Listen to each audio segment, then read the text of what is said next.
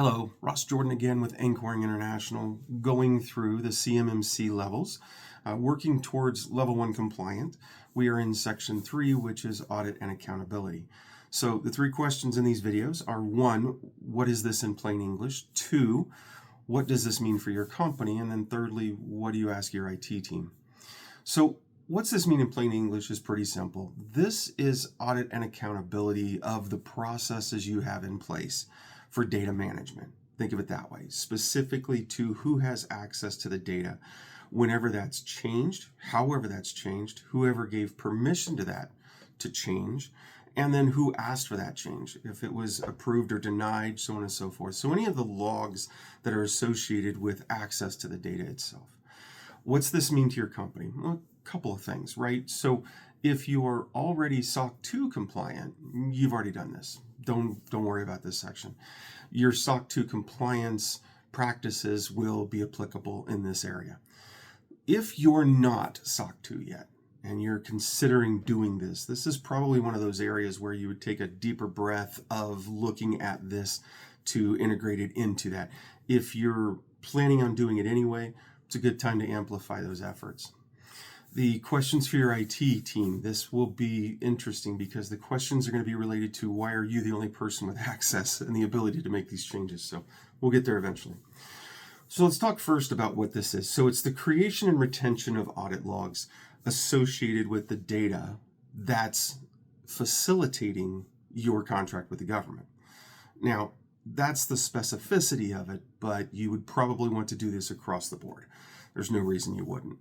Think of this as just best practices, right? So you hire a new salesperson, they think they need access to something. Who approves that? Who denies that? Who says it's okay? Who says it's not okay? Think about also where that request is made from. Is that request made from your office? Does the IP say that it's made from West Africa? Is it made from Europe? Is it made from a cell phone? Think about things like that. Also think about time stamping. Now, time stamping is important because if there is a fraud found, how could somebody be in, France when they're sitting in their office sending emails at the same time? So the time stamping will be important to identify as well. Also, think about the approval process. If somebody requests access to something, who approves that? If that person's ill, sick, traveling, whatever, who then approves it after them? Where is that logged? You also need to have redundant logs here.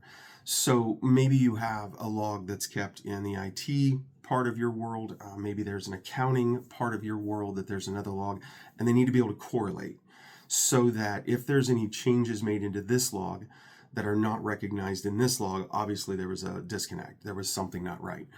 That should be a flag. You're also recording the flags. What happened? When was it flagged? Why was it flagged? What was the outcome when it was flagged? Now, these reports have to be on demand, so they're not something you can just say, oh yeah, I'll get back to that later. No, it needs to be real time and it needs to be logged accurately. But the privileged users only is important here. Who is the person that has access to permissioning that data and its availability to somebody that requests it? What guidelines are defined as to what those are, those permissions are, those granted accesses are. So for example, why would a salesperson need access to your financial records? Things like that need to be considered as well. So remember, it needs to be logged, it needs to be on demand, and it needs to be accessible, and it needs to be in multiplicity. It needs to be in different places. All right, so on to the questions about what you ask your IT team. Very simply, describe our system of audit to me. Ask them what it is that they currently have. If they don't have anything, you need to help guide them in the direction of getting this done. Ask them who has permission, and then ask them who has permissions if that person is gone. Ask them, where is this being logged? Ask them if you're ready for an audit. And if the bobblehead happens, yeah, we're ready for an audit. Say, fine, I want one produced by the end of the day. Show it to me.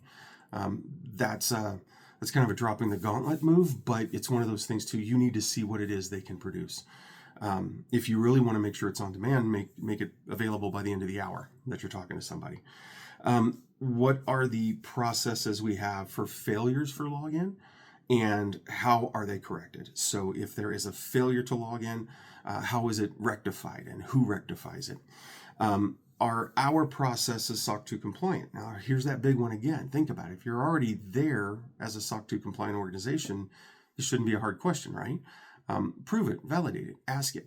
The CMMC guidelines in this area at level 1 are not as meticulous as SOC 2 are. So again, if you're SOC 2 compliant, this should be a cakewalk, right? Who are the provers? That's a big question. Think about it as tiered, right? So maybe an IT admin can approve certain areas, but then an executive level needs to approve other levels. And then if an executive doesn't have access to something they believe they should, who's the executive that approves that? So really think about the process for managing the approvals. Where are the logs kept? It's an important one. And then also to how are they backed up and where are they backed up?